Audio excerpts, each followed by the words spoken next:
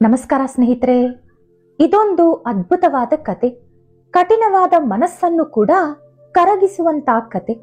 ದಯವಿಟ್ಟು ಈ ಕತೆಯನ್ನು ಪೂರ್ತಿಯಾಗಿ ನೋಡಿ. ಆದ್ರೆ ಕತೆ ಇಷ್ಟ ಆದ್ರೆ ಮಾತ್ರ ಮರೀದೆ ಒಂದು ಲೈಕ್ ಕೊಡಿ. ಹಾಗೆ ನಮ್ಮ ಚಾನೆಲ್ ಅನ್ನ ಸಬ್ಸ್ಕ್ರೈಬ್ ಮಾಡ್ಕೊಳ್ಳೋದು ಮಾತ್ರ ಮರಿಬೇಡಿ. ಒಂದು ನಗರದಲ್ಲಿ ದೊಡ್ಡ ಶ್ರೀಮಂತ ವ್ಯಾಪಾರಿ ಇದ್ದ. ಅವನ ಹತ್ರ ಎಷ್ಟೋ ತಲೆಮಾರುಗಳವರೆಗೂ ಕೂತು ತಿಂದ್ರು ಕರಗದಿರುವಷ್ಟು ಆಸ್ತಿ ಇತ್ತು. ಎಷ್ಟೋ ದೊಡ್ಡ ದೊಡ್ಡ ಭವನಗಳಿತ್ತು. ಅವನು ತನ್ನ ವ್ಯಾಪಾರವನ್ನು ಎಷ್ಟೋ ನಗರಗಳಲ್ಲಿ ಮಾಡುತ್ತಿದ್ದ. ಹಾಗಾಗಿ ಅವನು ಯಾವಾಗಲೂ ಪ್ರಯಾಣ ಮಾಡುತ್ತಿದ್ದ. ಅವನು ಎಲ್ಲೇ ಹೋದರೂ ಒಂಟಿಯಾಗಿ ಮಾತ್ರ ಹೋಗುತ್ತಿದ್ದ. ಯಾಕಂದ್ರೆ ಅವನು ಯಾರನ್ನೂ ಕೂಡ ಅಷ್ಟು ಸಲೀಸಾಗಿ ನಂಬುತ್ತಿರಲಿಲ್ಲ. ಒಂದು ದಿನ ರಾತ್ರಿ ಆ ವ್ಯಾಪಾರಿ ಅವನ ಮನೆ ಮುಂದೆ ತಣ್ಣನೆ ಗಾಳಿಯಲ್ಲಿ ಓಡಾಡುತ್ತಿದ್ದ. ಅದೇ ಸಮಯದಲ್ಲಿ ಆ ದಾರಿಯಲ್ಲಿ ಒಬ್ಬ ವಯಸ್ಸಾದ ವ್ಯಕ್ತಿ ಅವನಿಗೆ ಕಾಣಿಸಿದ. ಆ ವ್ಯಕ್ತಿಯ ಬಟ್ಟೆಯೆಲ್ಲ ಕೂಡ ಹರಿದು ಹೋಗಿತ್ತು. ತಲೆ ಮೇಲೆ ಯಾವುದೋ ಒಂದು ದೊಡ್ಡ ಮೂಟೆ ಇತ್ತು. ತಾತ ವ್ಯಾಪಾರಿಯನ್ನು ನೋಡಿದ ತಕ್ಷಣ ತಲೆ ಮೇಲಿದ್ದಂತ ಮೂಟೆ ಕೆಳಗೆ ಇಳಿಸಿ ಅವರಿಗೆ ನಮಸ್ಕಾರ ಮಾಡುತ್ತಾ, ಪುಣ್ಯಾತ್ಮ, ನಾನು ತುಂಬಾ ದೂರದಿಂದ ನಡೆದು ಬರುತ್ತಿದ್ದೀನಿ. ನನಗೆ ತುಂಬಾನೇ ಸುಸ್ತಾಗುತ್ತಿದೆ. ನೀವು ಅನುಮತಿ ಕೊಟ್ರೆ ಈ ರಾತ್ರಿ ಇಲ್ಲೇ ವಿಶ್ರಾಂತಿ ಪಡೆದು ಬೆಳಿಗ್ಗೆ ಸೂರ್ಯ ಹುಟ್ಟಿದ ತಕ್ಷಣ ಹೊರಟೋಗ್ತೀನಿ ಅಂತ ಕೇಳ್ದ. ಅದಕ್ಕೆ ಆ ವ್ಯಾಪಾರಿ, ತಾತ, ನೀನು ಏನು ಕೇಳ್ತಾ ಇದ್ಯಾ ಅಂತ ನಿನಗಾದ್ರೂ ಅರಿವಿದ್ಯಾ? ಇದು ನನ್ನ ಮನೆ. ದಾರಿಯಲ್ಲಿ ಹೋಗೋರೆಲ್ಲ ಬಂದು ವಿಶ್ರಾಂತಿ ಪಡೆಯೋಕೆ ಇದೇನು ಛತ್ರ ಅಲ್ಲ ಅಂತ ಹೇಳ್ದ. ಅದಕ್ಕೆ ಆ ತಾತ, ನೋಡಿ, ನಾನು ನಿಮ್ಮ ಮನೆಯೊಳಗೆ ಬರಲ್ಲ. ಇಲ್ಲೇ ಹೊರಗಡೆ ಜಗಲಿ ಮೇಲೆ ಮಲಗಿ ಬೆಳಗ್ಗೆ ಬೇಗನೆ ಹೊರಟೋಗ್ತೀನಿ ಅಂತ ಹೇಳ್ದ. ಅದಕ್ಕೆ ಆ ವ್ಯಾಪಾರಿ, ನೋಡ್ತಾತ, ನೀನು ಇಲ್ಲಿ ಮಲಗಿದ್ರೆ ನಾನು ನಿನಗೆ ಕಾವಲಾಗಿ ಇನ್ನೊಬ್ಬ ವ್ಯಕ್ತಿಯನ್ನ ಇಲ್ಲೇ ಇರಿಸಬೇಕಾಗುತ್ತೆ ಅಂತ ಹೇಳ್ದ. ಅದಕ್ಕೆ ಆ ತಾತ, ಅಯ್ಯೋ ಸ್ವಾಮಿ, ನನಗೆ ಕಾವಲೇಕೆ? ನನಗೆ ಯಾವ ಅಗತ್ಯ ಕೂಡ ಇಲ್ಲ. ನಾನು ಏನನ್ನೂ ಕೂಡ ನಿಮ್ಮ ಹತ್ರ ಕೇಳಲ್ಲ ಅಂತ ಹೇಳ್ದ. ಅದಕ್ಕೆ ಆ ವ್ಯಾಪಾರಿ, ಕಾವಲು ಇಡ್ತೀನಿ ಅಂದಿದ್ದು ನಿನಗೋಸ್ಕರ ಅಲ್ಲ, ನನಗೋಸ್ಕರ. ನೀನು ಯಾರಂತ ನನಗೆ ಗೊತ್ತಿಲ್ಲ. ಎಲ್ಲಿಂದ ಬಂದಿದ್ದೀಯೋ ಗೊತ್ತಿಲ್ಲ. ಎಲ್ಲಿಗೆ ಹೋಗ್ತಾ ಇದ್ದೀಯೋ ಗೊತ್ತಿಲ್ಲ. ಏನು ಮಾಡಿ ಬಂದಿದ್ದೀಯೋ ಗೊತ್ತಿಲ್ಲ. ಇಲ್ಲಿಂದ ನೀನು ಏನನ್ನಾದ್ರೂ ಕದ್ಕೊಂಡೋದ್ರೆ ಆಗ ನಾನು ಏನು ಮಾಡಬೇಕು ಅಂತ ಕೇಳ್ದ. ಆ ವ್ಯಾಪಾರಿಯ ಮಾತುಗಳನ್ನು ಕೇಳಿದ ತಾತನಿಗೆ ತುಂಬಾನೇ ಬೇಜಾರಾಯ್ತು. ಅವರ ಕಣ್ಣಲ್ಲಿ ನೀರು ತುಂಬಿಕೊಂಡಿತು. ಇನ್ನೊಂದು ಮಾತು ಕೂಡ ಆಡದೆ ಮತ್ತೆ ಆ ವ್ಯಾಪಾರಿಗೆ ನಮಸ್ಕರಿಸಿ ಕೆಳಗಿಟ್ಟಂತ ಮೂಟೆಯನ್ನ ತಲೆ ಮೇಲಿಟ್ಕೊಂಡು ನಡೆಯೋಕೆ ಶಕ್ತಿ ಇಲ್ಲದಿದ್ರು, ಸುತ್ತಲೂ ಗಾಢವಾದ ಕತ್ತಲಿದ್ರು, ಆ ವ್ಯಾಪಾರಿ ಅಂದ ಮಾತುಗಳನ್ನ ನೆನೆಸ್ಕೊಳ್ತಾ ಇನ್ನು ಈ ನಗರದಲ್ಲಿ ಯಾರ ಆಶ್ರಯ ಸಹಾಯ ಕೂಡ ಕೇಳಬಾರ್ದು ಅಂತ ತೀರ್ಮಾನಿಸ್ಕೊಂಡು ಅಳ್ತಾನೆ ಆ ನಗರವನ್ನ ದಾಟಿ ಹೊರಟೋದ ತಾತ. ಇದಾದ ಕೆಲವು ದಿನಗಳ ಬಳಿಕ ಒಂದು ದಿನ ವ್ಯಾಪಾರಿ ಎಂದಿನಂತೆ ವ್ಯಾಪಾರದ ವಿಷಯವಾಗಿ ಬೇರೆ ಊರಿಗೆ ಒಬ್ಬಂಟಿಯಾಗಿ ಹೋಗಬೇಕಾಯ್ತು. ಆದ್ರೆ ಅವನು ಆ ಊರಿಗೆ ಹೋಗೋಕೆ ಒಂದು ಕಾಡು ದಾಟಬೇಕಿತ್ತು. ಹಾಗಾಗಿ ವ್ಯಾಪಾರಿ ಕಾಡಿನೊಳಗೆ ಹೋದ. ಅದೇ ಸಮಯದಲ್ಲಿ ಜೋರಾಗಿ ಗಾಳಿ ಮಳೆ ಇದ್ದಕ್ಕಿದ್ದಂತೆ ಶುರುವಾಗಿ ಆ ಕಾಡಿನಲ್ಲಿದ್ದಂತ ಎಷ್ಟೋ ಗಿಡ ಮರಗಳು ಕೆಳಗೆ ಬೀಳೋಕೆ ಶುರುವಾಯಿತು. ಇದರಿಂದ ತಪ್ಪಿಸಿಕೊಳ್ಳೋ ಪ್ರಯತ್ನದಲ್ಲಿ ಆ ವ್ಯಾಪಾರಿ ದಾರಿ ತಪ್ಪಿದ. ಎಲ್ಲಿ ನೋಡಿದ್ರೂ ಒಂದೇ ರೀತಿ ಕಾಣಿಸ್ತಾ ಇತ್ತು. ಯಾವ ಕಡೆ ಹೋಗೋದು ಎಂದು ಸ್ವಲ್ಪ ಕೂಡ ಅರ್ಥ ಆಗ್ಲಿಲ್ಲ. ಇಷ್ಟರಲ್ಲಿ ಸಮಯಕ್ಕಿಂತ ಬೇಗನೆ ಕತ್ತಲು ಕೂಡ ಆಗೋಯ್ತು. ಗಾಳಿ ಮಳೆ ಮಾತ್ರ ನಿಲ್ತಾ ಇಲ್ಲ. ಅವನಿಗೆ ಸಹಾಯ ಮಾಡೋಕೆ ಸುತ್ತಮುತ್ತ ಯಾರೂ ಕೂಡ ಇಲ್ಲ. ಮನಸ್ಸಿನಲ್ಲಿ ತುಂಬಾ ಹೆದರಿಕೆ ಬೇರೆ ಆಗ್ತಾ ಇತ್ತು. ಒಂದು ದೊಡ್ಡ ಮರದ ಕೆಳಗೆ ಕೂತ್ಕೊಂಡ. ಸಿಡಿಲಿನ ಶಬ್ದಕ್ಕೆ ಹೆದರಿ ಅವನು ಬಂದಿದ್ದಂತ ಕುದುರೆ ಕೂಡ ಅಲ್ಲಿಂದ ಓಡೋಯ್ತು. ಆ ವ್ಯಾಪಾರಿ ಆ ಕುದುರೆಯನ್ನ ತುಂಬಾ ಹಣ ಕೊಟ್ಟು ಕೊಂಡ್ಕೊಂಡಿದ್ದ. ಅದನ್ನ ಎಷ್ಟೋ ಪ್ರೀತಿಯಿಂದ ಕೂಡ ನೋಡ್ಕೊಳ್ತಾ ಇದ್ದ. ಆದ್ರೆ ಅದು ಮಾತ್ರ ಕಷ್ಟದ ಸಮಯದಲ್ಲಿ ಅವನನ್ನ ಬಿಟ್ಟು ಓಡೋಯ್ತು. ನಾನು ತುಂಬಾ ಸಮಯವನ್ನ ಆ ಕುದುರೆ ಜೊತೆನೆ ಕಳೀತಾ ಇದ್ದೆ. ಈಗ ಅದಿಲ್ಲದೆ ಇಷ್ಟೊಂದು ದೊಡ್ಡ ಕಾಡನ್ನ ದಾಟಿ ನಾನು ಯಾವ ರೀತಿ ತಾನೇ ಹೋಗೋದು ಅಂತ ನೆನೆಸ್ಕೊಂಡು ವ್ಯಾಪಾರಿಗೆ ಅಳು ಬಂತು. ಸ್ವಲ್ಪ ಹೊತ್ತಿನ ನಂತರ ಮಳೆ ಕಡಿಮೆಯಾಯ್ತು. ಚಂದ್ರನನ್ನ ಸುತ್ತುಮುಟ್ಟಿದ್ದಂತ ಮೋಡಗಳೆಲ್ಲ ಚೆಲ್ಲಾಪಿಲ್ಲಿಯಾಯ್ತು.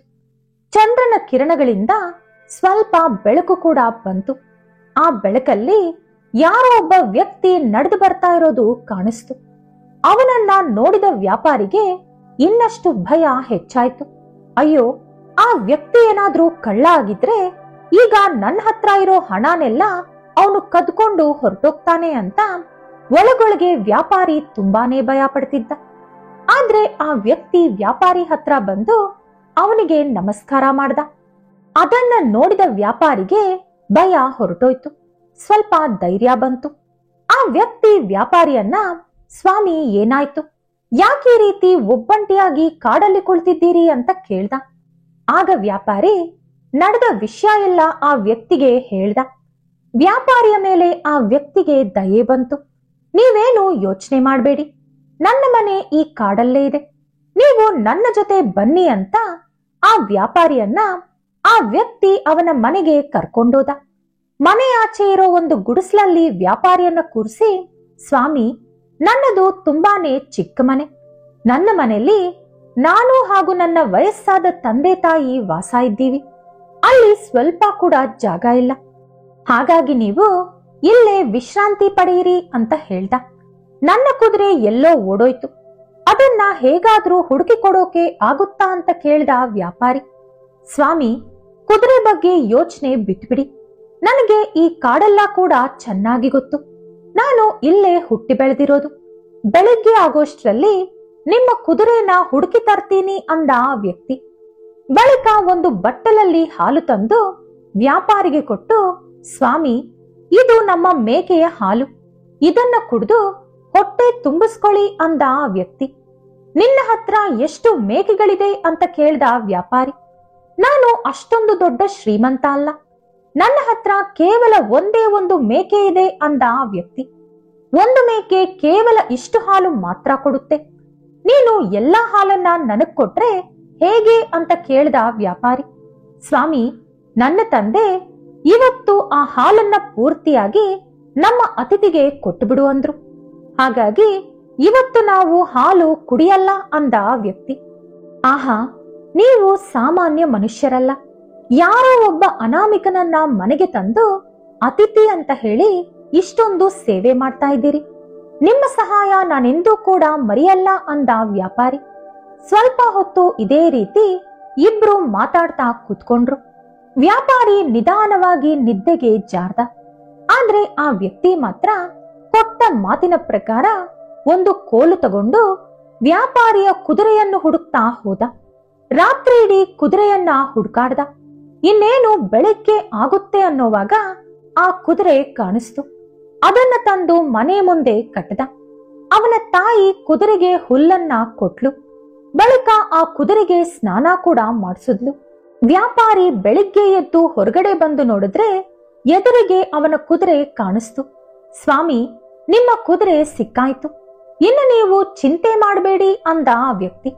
ಇನ್ನು ಆ ವ್ಯಾಪಾರಿ ಆ ವ್ಯಕ್ತಿಗೆ ಕೃತಜ್ಞತೆ ಹೇಳ್ತಾ, ನೀನು ನನಗೆ ತುಂಬಾನೇ ಉಪಕಾರ ಮಾಡಿದ್ಯಾ, ನಿನ್ನ ಋಣ ಯಾವ ರೀತಿ ತೀರಿಸ್ಲಿ ಅಂತ ಕೇಳ್ದ. ಅದೇ ಸಮಯದಲ್ಲಿ ಅವನ ತಾಯಿ ಮತ್ತೆ ಒಂದು ಬಟ್ಟಲಿನ ತುಂಬಾ ಹಾಲು ತಂದು ವ್ಯಾಪಾರಿಗೆ ಕೊಟ್ಲು. ಹಾಲನ್ನ ಕುಡಿದ ಮೇಲೆ ಆ ವ್ಯಾಪಾರಿ, ನಾನು ನಿನ್ನನ್ನು ನಿನ್ನ ತಾಯಿಯನ್ನು ನೋಡ್ದೆ, ಆದ್ರೆ ಹೋಗೋಕ್ಕೂ ಮುಂಚೆ ನಿನ್ನ ತಂದೆಯನ್ನ ಕೂಡ ಒಂದು ಸಲ ನೋಡ್ಬೇಕು ಅನ್ನಿಸ್ತಾ ಇದೆ ಅಂತ ಹೇಳ್ದ. ಈಗ್ಲೇ ಕರೆತರ್ತೀನಿ ಅಂತ ಹೇಳಿ ತಂದೆ ಹತ್ರ ಹೋಗಿ, ಅಪ್ಪ, ನಮ್ಮ ಮನೆಗೆ ಬಂದಿರೋ ಅತಿಥಿ ನಿಮ್ಮನ್ನ ನೋಡ್ಬೇಕಂತೆ, ಬನ್ನಿ ಅಂತ ಕರೆದ ಆ ವ್ಯಕ್ತಿ. ಆಗ ಅವನ ತಂದೆ, ಅಯ್ಯೋ, ಇಷ್ಟು ಬೇಗನೆ ಹೊರಟೋಗ್ತಾ ಇದ್ದಾರ, ಇನ್ನೂ ಸ್ವಲ್ಪ ದಿನ ಇಲ್ಲೇ ಇರೋಕೆ ಹೇಳು ಅಂತ ಹೇಳಿದ್ರು. ಅಪ್ಪ, ಅವರು ತುಂಬಾನೇ ಶ್ರೀಮಂತರಂತೆ ಕಾಣಿಸ್ತಾ ಇದ್ದಾರೆ, ನಮ್ಮ ಮನೆಯಲ್ಲಿರೋಕೆ ಅವ್ರಿಗೆ ಸೌಕರ್ಯ ಇಲ್ಲ. ಆದ್ರೂ ಅವರು ಬಾಯ್ ಬಿಟ್ಟು ಹೇಳಿಲ್ಲ ಅಂದ್ರು ನನಗೆ ಅರ್ಥ ಆಗ್ತಿದೆ. ಆದ್ರೂ ನಾನು ತುಂಬಾ ಸಲನೇ ಇನ್ನೂ ಸ್ವಲ್ಪ ದಿನ ಇರೋಕೆ ಹೇಳ್ದೆ, ಆದ್ರೆ ಅವರು ಒಪ್ಪಲಿಲ್ಲ. ಹೋಗೋಕ್ಕೂ ಮುಂಚೆ ನಿಮ್ಮನ್ನ ನೋಡಿ ಹೋಗ್ತೀನಿ ಅಂದ್ರು ಅಂತ ಹೇಳ್ದ. ಅದಕ್ಕೆ ಅವನ ತಂದೆ, ನನಗೆ ಆ ವ್ಯಕ್ತಿಯನ್ನ ಭೇಟಿಯಾಗೋಕೆ ಇಷ್ಟ ಇಲ್ಲ. ನೀನು ಹುಷಾರಾಗಿ ಅವರನ್ನ ಕಾಡು ದಾಟಿಸಿ ಬಾ ಅಂತ ಹೇಳಿದ್ರು. ತಂದೆ ಮಾತುಗಳು ಅವನಿಗೆ ಅರ್ಥ ಆಗ್ಲಿಲ್ಲ. ಹಾಗಾಗಿ ಮೌನವಾಗಿ ನಿಂತ್ಕೊಂಡ. ಅದನ್ನ ಗಮನಿಸಿದ ಅವನ ತಂದೆ, ಮಗ, ನೀನೇನು ಯೋಚನೆ ಮಾಡ್ತಿದ್ಯಾ ಅಂತ ನನಗೆ ಅರ್ಥ ಆಯ್ತು. ನಾನು ಅತಿಥಿಯನ್ನ ಯಾಕೆ ಭೇಟಿ ಮಾಡ್ತಿಲ್ಲ ಅಂತ ತಾನೇ ನಿನ್ನ ಸಮಸ್ಯೆ. ನಾನು ಅವರನ್ನ ಭೇಟಿಯಾಗದೆ ಇರೋದೇ ಒಳ್ಳೇದು ಅಂತ ಹೇಳ್ದ. ಅಪ್ಪ, ಹಾಗಾದ್ರೆ ನಾನವ್ರಿಗೆ ಏನ್ ಹೇಳೋದು ಅಂತ ಕೇಳ್ದ ಮಗ. ಅದಕ್ಕೆ ಅವನ ತಂದೆ, ಮಗ, ನನ್ನ ತಂದೆಗೆ ತುಂಬಾನೇ ವಯಸ್ಸಾಗಿದೆ. ಅವರು ಅನಾರೋಗ್ಯದಿಂದ ಬಾಧೆ ಪಡ್ತಾ ಇದ್ದಾರೆ. ಅವ್ರಿಗೆ ನಡೆಯೋಕೆ ಕೂತ್ಕೊಳ್ಳೋಕೆ ಆಗಲ್ಲ ಅಂತ ಹೇಳು ಅಂದ್ರು. ಮಗ ಅದೇ ರೀತಿ ವ್ಯಾಪಾರಿ ಹತ್ರ ಬಂದು ಹೇಳ್ದ. ಅದಕ್ಕೆ ಆ ವ್ಯಾಪಾರಿ, ನೋಡು, ಇದು ನಿನಗೆ ಮನೆ ಇರ್ಬೋದು, ಆದ್ರೆ ನನಗೆ ಮಾತ್ರ ತುಂಬಾ ಪವಿತ್ರವಾದ ಸ್ಥಳದಂತೆ ಕಾಣಿಸ್ತಾ ಇದೆ. ನಿನ್ನ ತಂದೆ ತುಂಬಾನೇ ದೊಡ್ಡ ಮನುಷ್ಯ. ನಾನು ಯಾರೆಂದು ತಿಳಿದೇ ಇದ್ರೂ ನೀವೆಲ್ಲರೂ ನನಗೆ ಎಷ್ಟೋ ಸೇವೆಗಳನ್ನ ಮಾಡಿದೀರಿ.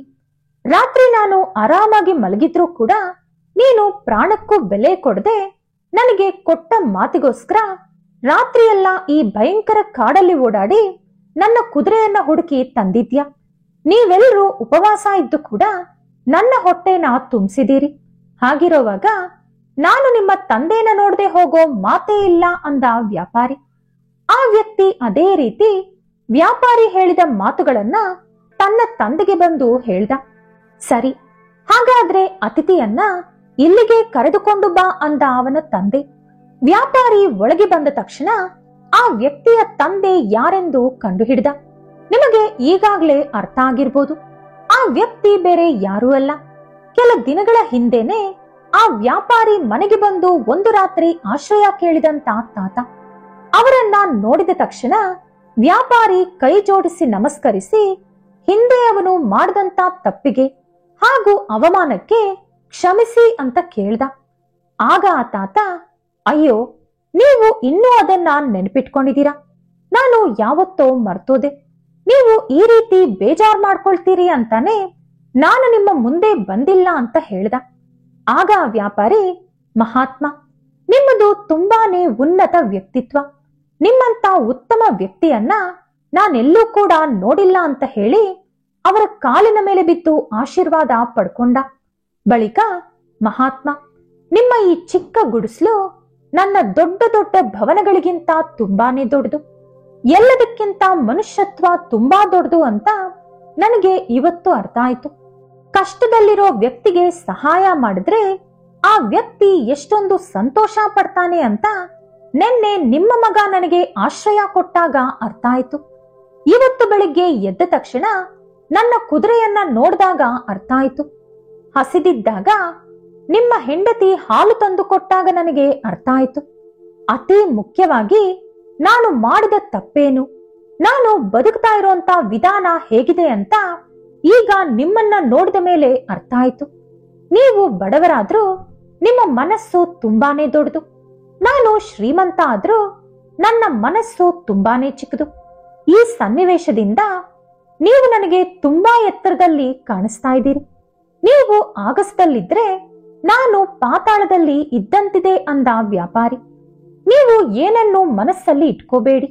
ಎಂದಾದ್ರೂ ಈ ಕಾಡಿಗೆ ಬಂದ್ರೆ ಎಲ್ಲೂ ಕೂಡ ನಿಮ್ಮ ಮನೆ ಇದೆ ಅಂತ ನೆನಪಿಟ್ಕೊಳ್ಳಿ ಅಂತ ಹೇಳಿ ಆ ತಾತ ವ್ಯಾಪಾರಿಯನ್ನ ಕಳಿಸ್ಕೊಟ್ಟ. ತಾತನ ಮಗ ಜಾಗ್ರತೆಯಾಗಿ ವ್ಯಾಪಾರಿಯನ್ನ ಕಾಡು ದಾಟಿಸ್ದ. ಇನ್ನು ಅಂದಿನಿಂದ ಆ ವ್ಯಾಪಾರಿ ಪೂರ್ತಿಯಾಗಿ ಬದಲಾದ. ಬಡವರಿಗೆ ಸಹಾಯ ಮಾಡ್ದ. ಮನೆ ಮುಂದೆ ಅತಿಥಿ ಗೃಹವನ್ನು ಕೂಡ ಕಟ್ಟಿಸ್ದ. ಪ್ರತಿದಿನ ಎಷ್ಟೋ ಜನರು ಅವನ ಅತಿಥಿ ಗೃಹದಲ್ಲಿ ವಿಶ್ರಾಂತಿ ಪಡಿತಾ ಇದ್ರು. ಅವರಿಗೆ ಅಡಿಗೆ ಮಾಡೋಕೆ, ಸೇವೆ ಮಾಡೋಕೆ ಕೆಲಸಗಾರರನ್ನ ಕೂಡ ನೇಮಿಸ್ದ. ಆ ಊರಿನಲ್ಲಿದ್ದ ಭಿಕ್ಷುಕರು ಹಾಗೂ ಬಡವರಿಗೆ ಪ್ರತಿದಿನ ಊಟ ಕೂಡ ಹಾಕಿಸ್ದ. ಈ ರೀತಿ ಎಷ್ಟೋ ಕಠಿಣವಾಗಿದ್ದ ಆ ವ್ಯಾಪಾರಿ ಸತ್ಪುರುಷನಂತೆ ಬದಲಾದ. ನೋಡಿದ್ರಲ್ಲ ಸ್ನೇಹಿತರೆ, ನಿಮಗೊಂದು ವೇಳೆ ಈ ಕತೆ ಇಷ್ಟ ಆಗಿದ್ರೆ ವಿಡಿಯೋಗೊಂದು ಲೈಕ್ ಕೊಡಿ. ಹಾಗೆ ಇಂತ ಎಷ್ಟೋ ಒಳ್ಳೊಳ್ಳೆ ಕತೆಗಳಿಗಾಗಿ ನಮ್ಮ ಚಾನೆಲ್ ಅನ್ನ ಸಬ್ಸ್ಕ್ರೈಬ್ ಮಾಡ್ಕೊಳ್ಳಿ. ನಾಳೆ ಮತ್ತೊಂದು ವಿಡಿಯೋದೊಂದಿಗೆ ಪುನಃ ಭೇಟಿಯಾಗೋಣ. ಧನ್ಯವಾದ.